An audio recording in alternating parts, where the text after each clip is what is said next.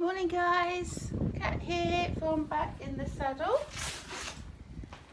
So I just wanted to go over today, following on from our effleurage, start going over some PETRISSAGE movements. So PETRISSAGE is basically a kneading, and mostly we'll be using the heel of our hand here. The hand will cup and mould just as it does with effleurage. Remember, with effleurage you are moulding your hand to the horse. So it's very soft, although we're firm in our pressure by using our body weight. We're kind of soft in our hands, okay, and then the pressure gets greater as we get to lean in more. So via effleurage we're preparing the tissues for our deeper movements, which are PETRISSAGE, okay. So I may show a couple of different variations of this over the coming days, but for now we'll just do the main PETRISSAGE. So it's literally like imagining that you are kneading, you know, some bread. So you get in the flour in, and the it's slightly different to ringing that we did later on. This is just a pulling and a pushing.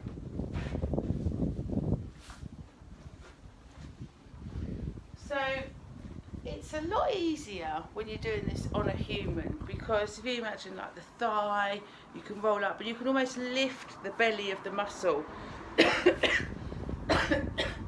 see, with a horse it is harder. Obviously we can't tell the horse to just go and lay on the couch and relax, so there's always some degree of tension.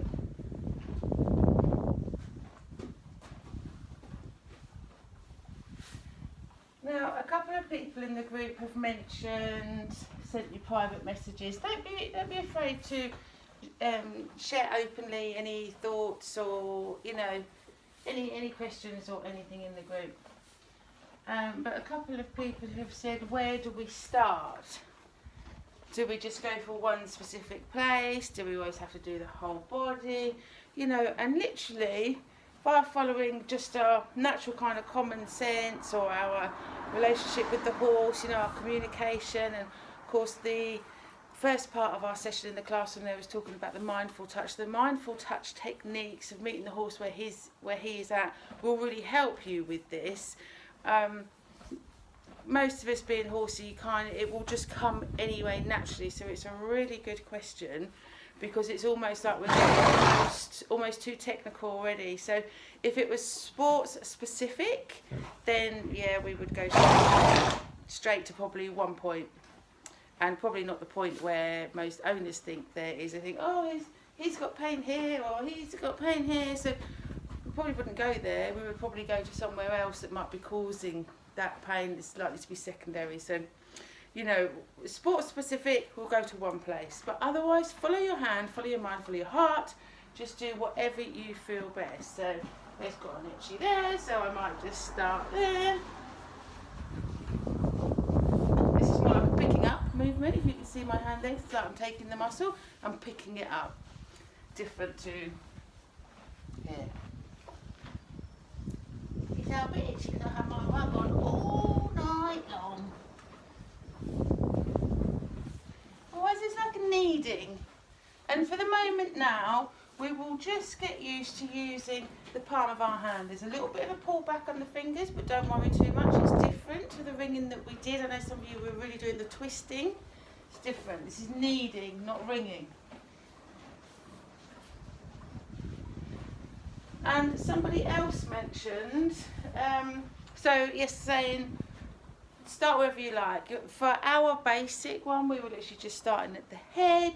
We're just missing out the boney points, so at the top of the neck, the shoulder, the scapula, the point of the shoulder, the elbow, the top of the spinous processes here, the bony protrusion of the pelvis, the hip. Don't forget there's a bone here, guys. The hip, the stifle, the hock, you know, so just watch out for those bony areas. Otherwise you can go wherever you want and wherever you feel.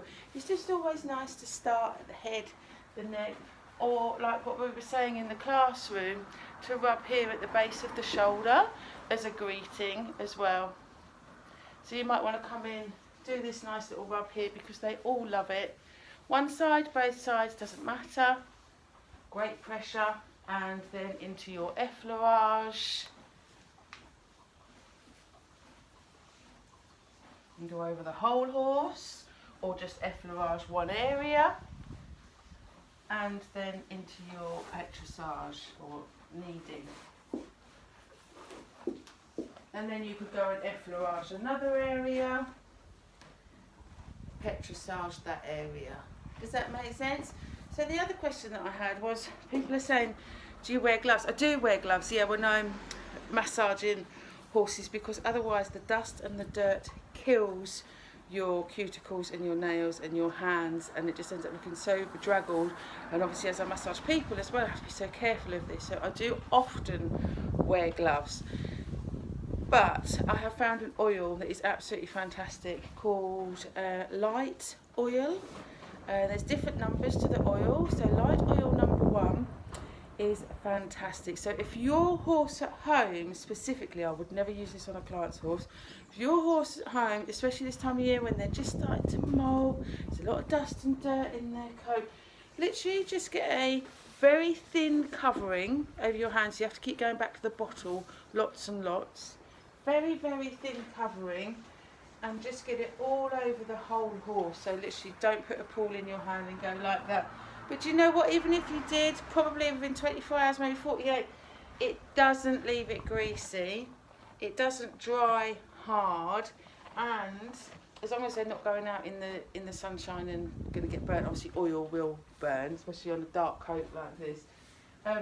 It really helps the dry skin. I mean, he's not too bad actually, but it just helps if you've got a thick coat, and if you go like this and it's flaky and it's just very, very dry. He actually hasn't been groomed for a couple of days anyway, so he's not too bad. But the oil is very good, and you can kind of put it anywhere really, under the dock of the tail, around the bum, through the mane. You can put a lot more on through the mane and through the tail and things, and it's just so easy to brush out. So alright guys, so I hope that helps. So carrying on from your effleurage, start trying your PETRISSAGE, okay? So you're kneading.